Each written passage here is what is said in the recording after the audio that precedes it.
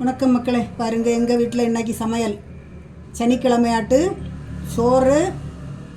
பாருங்கள், நாரந்தி காயில் பண்ணின தியல். இது எப்படி பண்ணுதுன்னு இதுவரை என்ன அப்லோட் பண்ணலை. ஒரு நாள் எப்படி பண்ணுதுன்னு அப்லோட் பண்ணேன். பாருங்கள், இஞ்சி கூட்டு பண்ணி வச்சுருக்கோம். இஞ்சி கூட்டு பண்ணியிருக்கிறது ஏற்கனவே வீடியோவில் போட்டிருக்கேன், பெரிய வீடியோவில் அப்லோட் பண்ணியிருக்கேன். அதையும் ஒன்று பாருங்கள்.